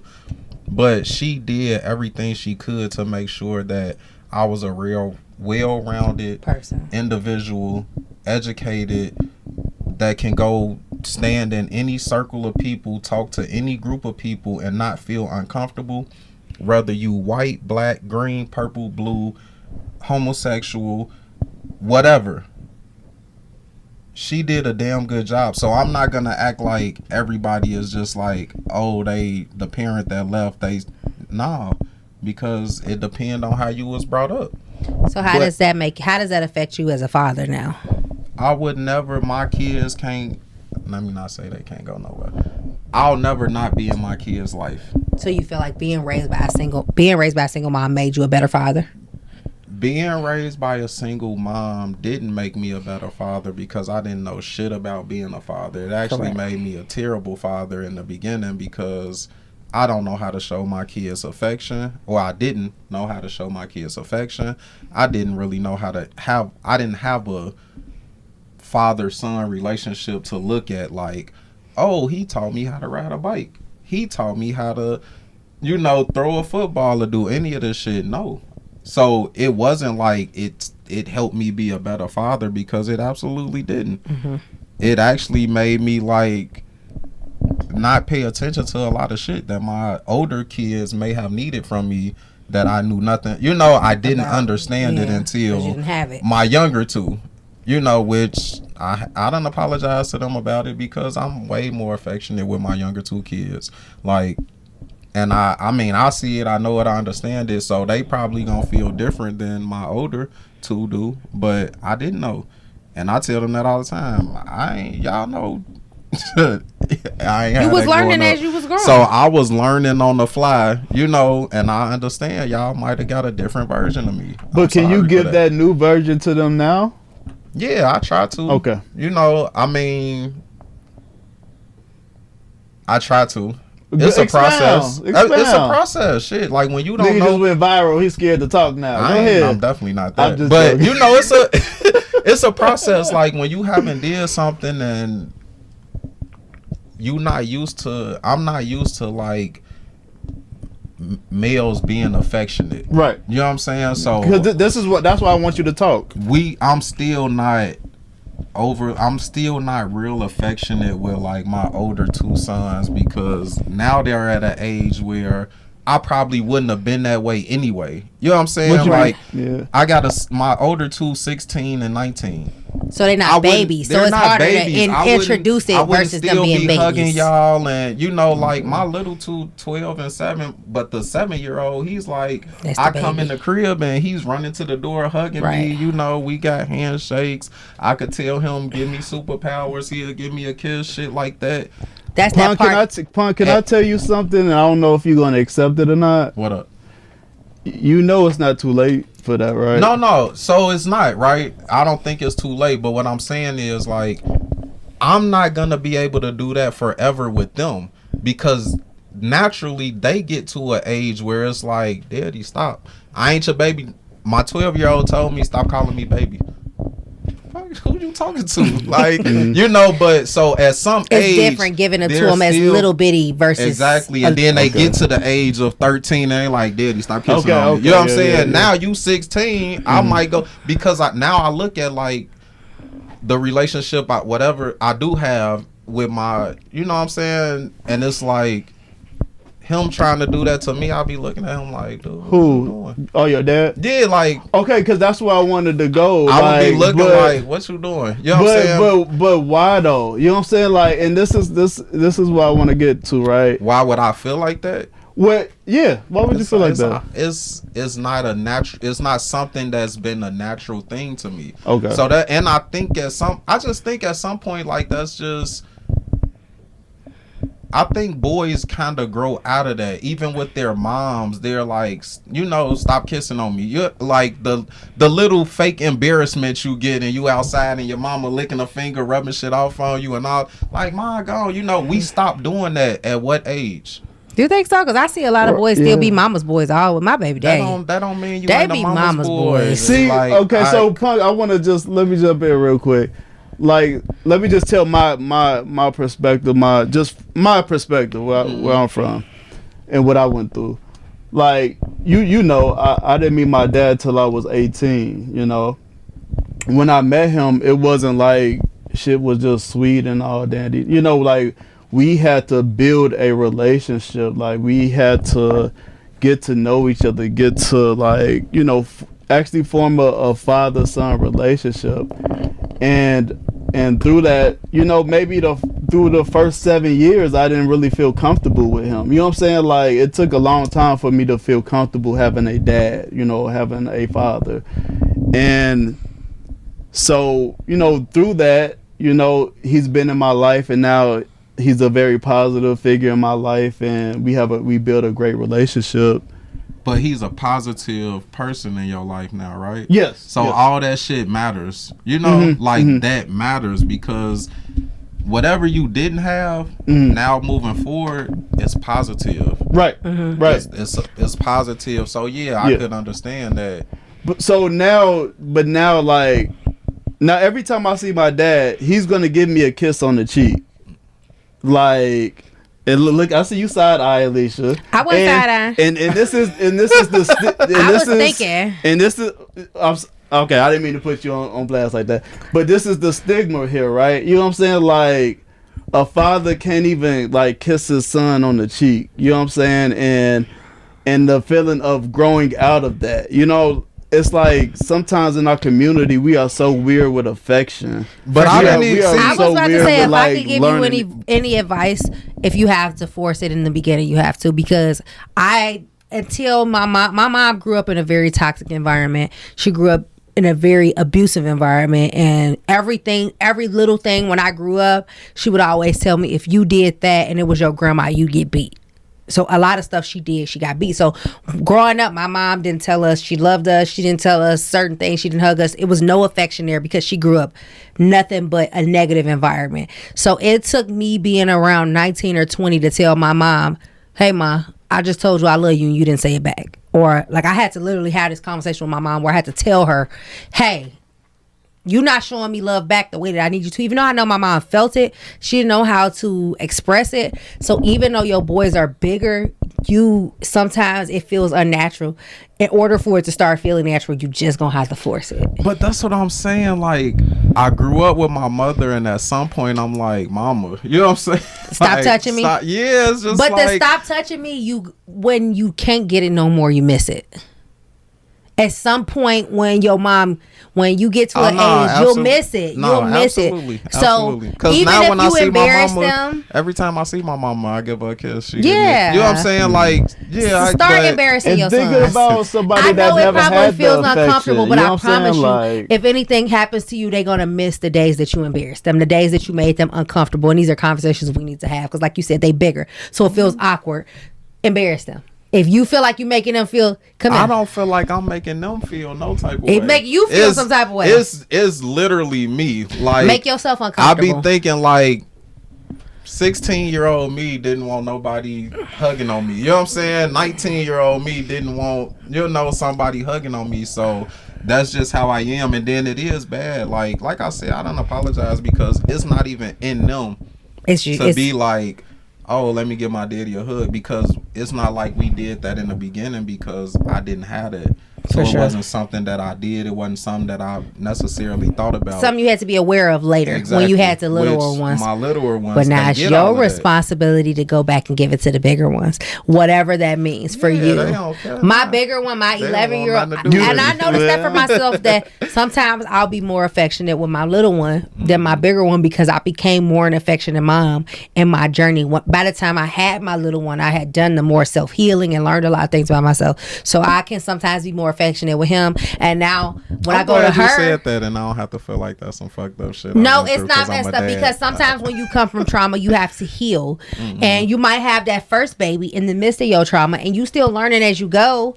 But when the little ones come, you have kind of healed yourself, so you giving them a different version than you didn't gave the first one. And you know what's it's crazy? Your job to go back and give them bigger ones that version that the little ones are getting. You know what's crazy that you say you have to go back and heal? Like, I always imagined that I would have a daughter, because I always wanted like a son and a daughter, whatever. But I just knew, like, people be like, your daughter be wrapped around your finger, and I'm like, yeah, you know what I'm saying? Like, I always knew like I would have this daddy's girl, but I think that's because the mother-son relationship was like the way it was, and my mother was affectionate. She was like that type of, and it's the trauma is like the male perspective as opposed to the male female perspective, and that's why it is important that people have both parents. It's so important. They need to get that from both sides, not to just think like shit. And that we are being conscious, like I said, even if it makes you uncomfortable, try to go get them boys that, even though you think they big, embarrass them. Make yourself feel embarrassed and uncomfortable, because I promise you, if something you too goofy, but guess what? If something that's gonna make it more comfortable. What your kids are gonna remember is that our daddy was so goofy. He would just come out of nowhere and do XYZ, versus them saying he did XYZ with the younger siblings. That's the thing to think about. So for me, like with my daughter, I have learned now every day, like the things that I didn't get with my mom because she was a certain type of way, because she came from abuse. I wasn't passing that to my daughter because I necessarily always knew that I wanted to be better, but I wasn't as subconsciously affectionate. You do things. Yeah, sometimes you pick up your parents' traits. So now every single day, if my daughter just walks through the room, I tell her, you are so beautiful, little girl. You are so pretty. You are so beautiful, because we didn't hear that growing up. Or when I drop them off at school every single morning, I say, okay, I love y'all. Because I didn't hear my mom say I love you too until I was about 20. When I had to call her out and say, I would tell my mom, all right, ma, I love you. She'd be like, all right, bye.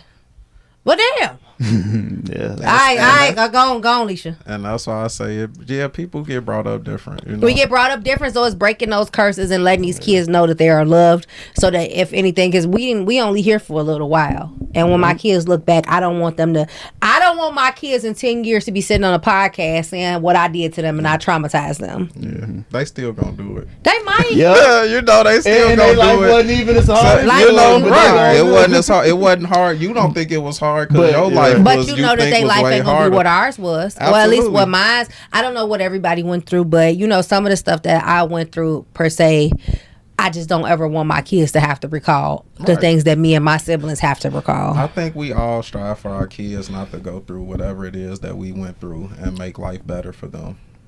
That's it. They still gonna think like, not always. They still gonna do whatever they want to do. Whatever their hard is, you know what I'm saying? Because you can make life hard. Exactly. And you know, looking at it like you don't even know what we went through. Right. What? This hard? Everything is relative to themselves. So, you know what I'm saying? And the type of life that they live. So yeah, they still gonna be on some podcast talking about how they might be. You stress them out. But I definitely just want my kids, when they look back, they say they came from love. I don't want my kids to look back and say they came from some of the stuff that me and my siblings, when we sit and because when me and my siblings, we get together and we talk about it, it's a lot of trauma, especially with my youngest brother. He was the only boy in the house, and he recalls a lot of trauma that me and my sister don't know exist. There are things that he said he went through with my mom that we can't recall, and we don't know if was happening when we weren't present. Y'all was in your own world. We was in our y'all own was dealing world with your own stuff. But there is a lot, and we all went through trauma with my mom not being affectionate with us, with my mom not, because like I said, my mom came from abuse. So she went and had these kids. And what else does she know? She don't know how to be affectionate when you grew up in a household when your mom had 14 kids, because it's back then. People was having a whole bunch of kids. So my mom come from a house where she's 13 out of 14. So you know you're not a priority when you the 13th child.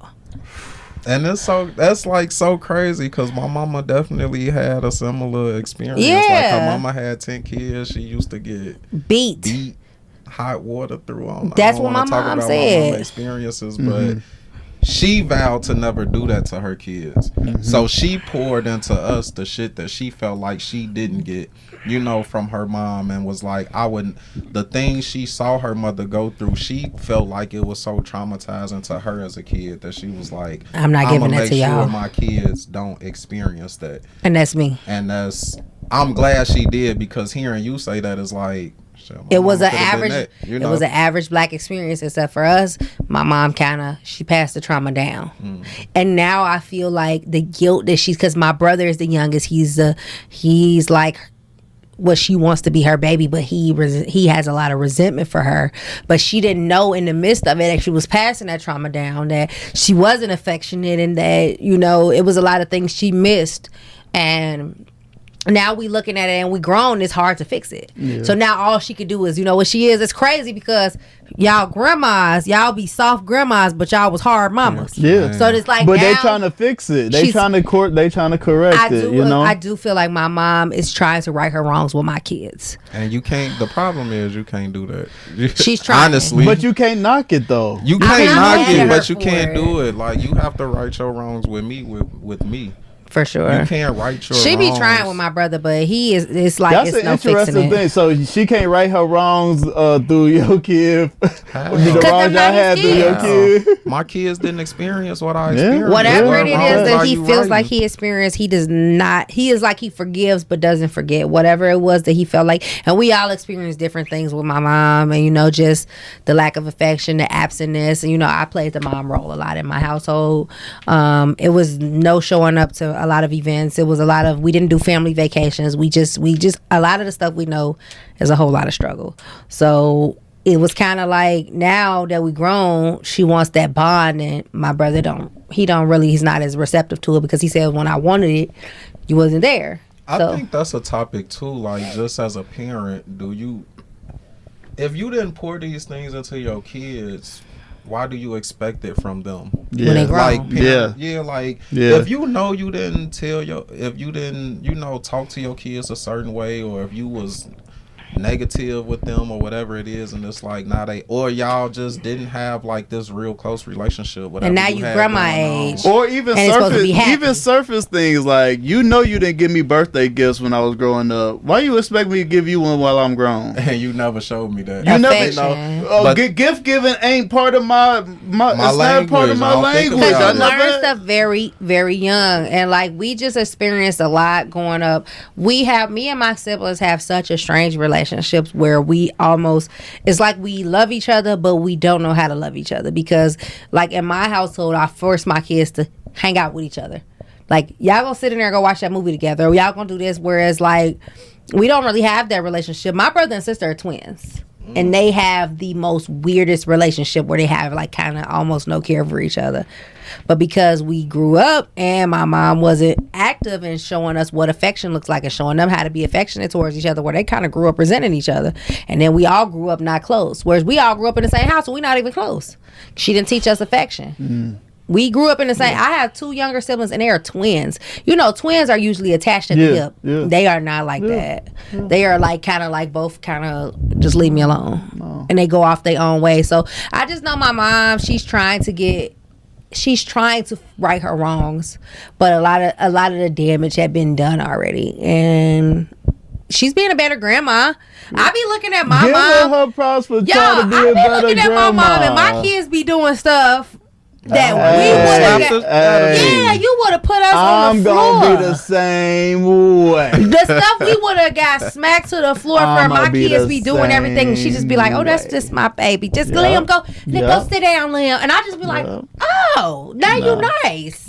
So it's like, I do feel like a lot of times the grandparents have to right their wrongs in their grandchildren, so they be a different parent to them. Has your mom ever apologized to you or talked to you about what you went through, what y'all, you know? Yes, I forgive her, and my brother is struggling. I forgive my mom, and the crazy part. So she apologized. She did apologize, but I had to kind of force it because the same. I don't think it's. I'm gonna say okay. So in my scenario, there was something that was very traumatic that happened to me as a child, and my mom knew. and she didn't handle it in the way that I felt that she should have handled it, and I took a resentment for a very long time. And she didn't know how much I resented her for it until we were grown. You know, and as a parent, you feel like you're doing the best that you can, and you really don't know how your kids really feel if they don't tell you. So I resented her for a very long time because something happened to me that I felt like she didn't handle correctly. And she did apologize, but at the end of the day, the damage is done. Do I forgive her and I'm okay with rebuilding? Yes, because now as I'm a parent, I understand how hard it is to manage life, because that's the things that we don't understand, that as we're parents now. My mom, what I had to realize is that my mom was learning as she was going, as I'm learning as I'm going now. So she didn't do everything right. I'm not going to do everything right, because when you become a parent, every single step and every year is new to you with these kids. When they turn 15, it's new. You ain't never had a 15-year-old. You never had a 16-year-old. You ain't never had a 2-year-old. So it's all new to you. But at least with that first one. Yeah, but it was a lot of things that she did that she didn't do correctly, and I just had to learn to forgive her. She didn't know how much I resented her. A lot of times in some of our black households, we have a big sweep things under the rug mentality, where it's something traumatic. That should be on the kid, because that's like you taking on that, and it's like it got swept under the rug, and now I gotta bring it back up to get you to see it and apologize and Absolutely. understand and I shouldn't have to do that, because But what if they truly don't see it? I feel like we have the benefit of all of this knowledge and mental health awareness, and they didn't have all of the knowledge that we have today. So I think it's our duty to kind of bring it up. Now, if they don't understand when we bring it up, if we say, hey, you was verbally abusive, you made me feel like this, and now they won't own up to it, that's a different story. But they didn't know how to deal with the trauma that they dealt with. Like, you know? we do. Yeah, we a little more progressive in that way. That's cool, right? So now that I'm grown, and my parent is however old they are, right?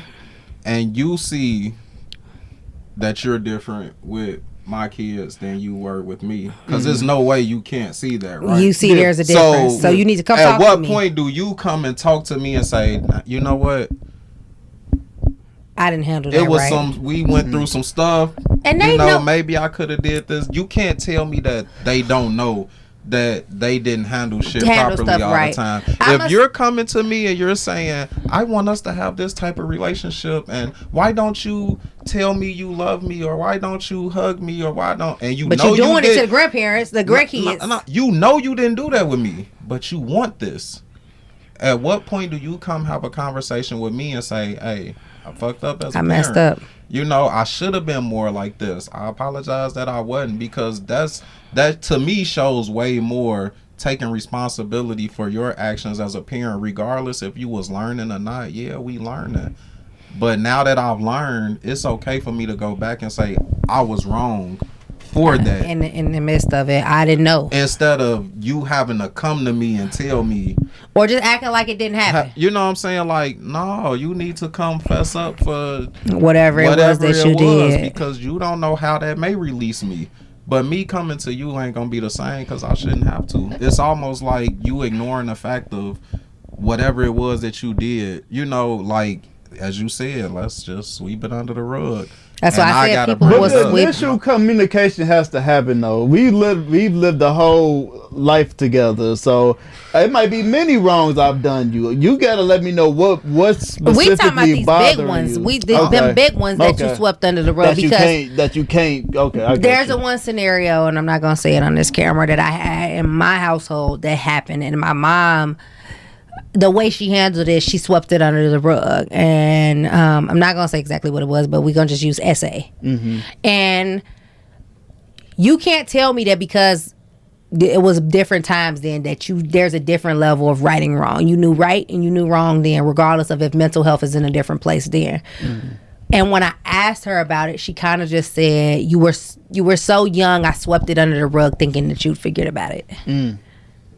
And the same thing that she thought I would forget about was something that when I finally confessed it to my dad, made him cry.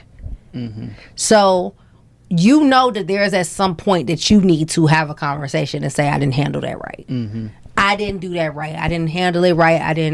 And I think that that's the point. Is they do think that being a better grandmother makes them. That's like the fixer. patch. That's the fix. patch. Yeah. Okay, well, I didn't do right by you, so I need to do right by my grandkids. And yes, I do want you to do right by your grandkids, but there's some fixing, I'm still your child. And being a child doesn't end at adulthood. So there are wounds that still need to be fixed. And granted, with me and my mom, we've gotten there, but it took me telling her, hey, this happened and it scarred me. And she was like, I didn't know. And even if you doing whatever for your grandkids, like maybe you fixing those issues between us can help. I wish I could have got the mom. With me and my kids, you know what I'm saying? Like that could still affect your grandkids because that's true. You don't know how that's been affecting my relationship with my kids or any of that. Like it's just, I'm still your kid. You should come talk to me and fix it. And fix it. Yeah, you should. All right. One last quick topic. I saw you post something on Punk. Oh shit. And it's not even. It's not even controversial. I want to get a sports topic in real quick because Lee should be into that. Okay. It was about NBA. Was it Halliburton saying that he wanted the NBA season to be shorter? It was one Tatum. of the. Okay, it was Jason Tatum. Mm-hmm. Tatum. Yeah. So NBA players wanting a shorter season. Your opinion, Punk? I don't like it. You play 82 games. If you make it to the playoffs, you play however many, you make millions. People go to work hella days out the year. For sure. Don't make that type of money. Sure. You know what I'm saying? Like at the end of the day, like we get to go have fun and play a game you know what I'm saying? Those 82 nights out the year, like you're going to play a game and get paid. Well, millions. People don't even make it in their lifetime. Spending money to come see you, and it's like, oh, we should shorten this. So what's gonna happen to those people, right? Because we shorten the season. Guess what? The owners still want to make that same amount of money. So now ticket prices probably gonna go up. Guess what? Fans might not be able to afford that. The ones that want to come see you. Because now it's less games, so there's more demand. So I can speak on this directly. I work in the arena. How does that affect the fans that y'all want to come see y'all and the workers. Y'all talking about shortening the season. I need my hours. Are y'all finna pay them more money to make up for the? No, they it's not. just gonna be like, and I think like y'all don't think about everybody that affects, and it's like it's wearing us down. I just think it's a little ungrateful. It's a little to be able to work 82 days a year. And let's not say that because y'all got training. Okay, we understand y'all do other. But that's essentially it's those real work days are those days where you are in season. That's only let's give them 150. Let's give them a hard 150. Let's give them 150. Hell no, we giving you 82. Them days that pay your salary from them fans coming to see you and all of that. 82 days a year. 82 days because that's what your salary come from, right? The fans, the TV deals, and all. How do they get revenue? Fans, TV deals, not from practice. Yeah, okay, that's fine. You know what I'm saying? Yeah. I mean, even if we did say 150 though. 150 is less than the average American work. That's still and you ain't putting on no suit and tie. That's only a third of the year. You're going to go play a game that you love. Even a third of the you are doing something you love every day and getting paid an extraordinary amount of money for it. Stuff that people are never going to see. The amount of money that some of us will never see in a lifetime. You are making in a year, a week, a month. Some of them are spending our life savings in a month. In a day. Go to work. And you're complaining. We should not be complaining to be privileged. If you signed up for this lifestyle, you knew, Michael Jordan knew from the years since basketball has been a thing, everybody worked them same seasons. Like, just imagine doctors, teachers saying, I'm working too much. I don't want to work that many days. No. School year too long.